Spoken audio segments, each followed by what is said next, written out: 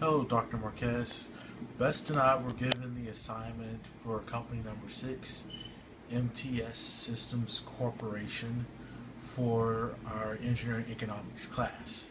And after researching this class, we found that it actually had a lot to do with our degrees and our goals. So it's kind of an interesting company, and I'm kind of glad that you allowed us to look at it. So, without further ado, I'll speak about the company. MTS Corporation are mainly based in two segments. The first segment is testing, and the second segment is sensing. So, speaking a little bit about the first segment, MTS deals with the testing of materials, such as the materials that would go into a building, or the metals that would go into a vessel at a plant. But anyway, tensile testing, pressure testing, electrical conductivity testing, they supply the tools needed for testing and standardization. And that counts for about 80% of their income.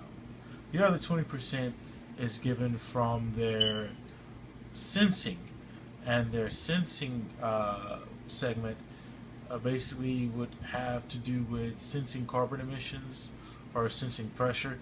Their sensing equipment goes in everything from biomedical equipment to the sensors on your car tire pressure. So they're pretty much everywhere. And in both of their segments, most of their customers are either from Asia or from Europe. America does have a good say-so in it, but in neither segment is America a top player. And from some other research that we did with our paper, we found that it is assumed that in the next so many years, maybe 10, 50 years, the middle class will be associated with the Asian continent. So MTS Corporation is poised to be a very strong leader in the industry for years to come. It already is. Now, just as I guess to bring it down home to us, some of their equipment was used. The sensing equipment was used for the accelerator for the Hulk roller coaster in Universal Studios, and I personally was able to ride that. It's pretty cool. So their technology at use is pretty much every day. They also used, I believe, not for the Sears Tower, for a large tower in New York City. They built a system for, I guess, for sensing the mass of the building, and a counterbalance to keep it from swaying too much. Well, anyway, about the stock for the past, if you look at the 3 month runnings, it kind of fluctuated. It bounced between $65 and $71, which is about a 10% fluctuation, which is kind of volatile if you're trying to make a quick buck. But over the past 3 years, it has risen from very meager sums to very high, pretty much a 45-degree angle of increase, which isn't too bad if you're a long-term investor. So short-term, no. Long-term, yes.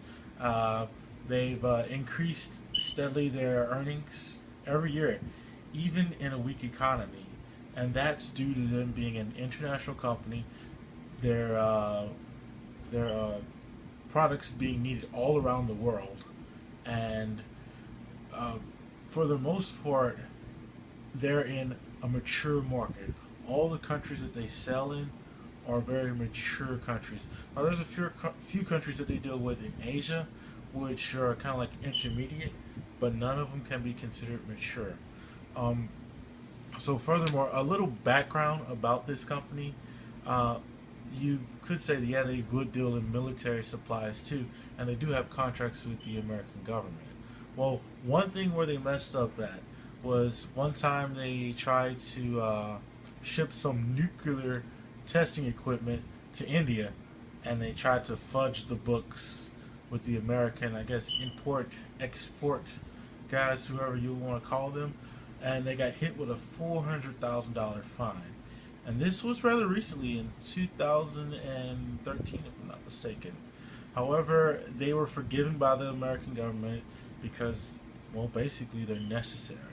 And that goes to show how necessary MTS Systems Corporation is to our everyday life. They deal with testing and sensing.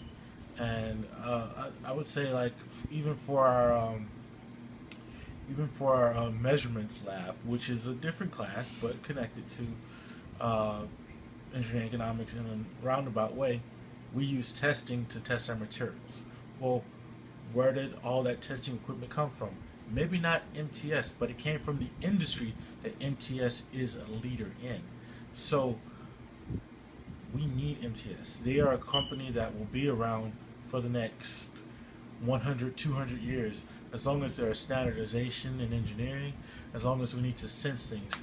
And speaking about sensing things, another good point to say why we should invest, we're getting more and more governmental standards to where we have to have, less emissions in our vehicles.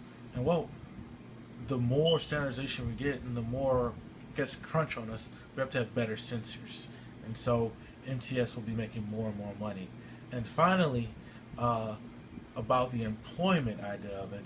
Well, in our research, we didn't find any strong indicators that saying that it would be a stable job, even though it's a stable market. But seeing how the stock fluctuates from month to month, unless you're an engineer, you might not want to work with them. If you're, like, say, a subcontractor or a contractor, you may have issues staying employed with them because their income, even though it's at a steady rise from month to month, it varies. So without knowing more details about the company, we can only assume that as an engineer, yes, you'll have a very steady, very stable job. However, as a lower paid worker, you may want to look elsewhere. So in conclusion, MTS Systems Corporation, long term, buy and hold. Short term, sell. Short term with employment, do not go there. But long term, as an engineer, definitely. Thank you.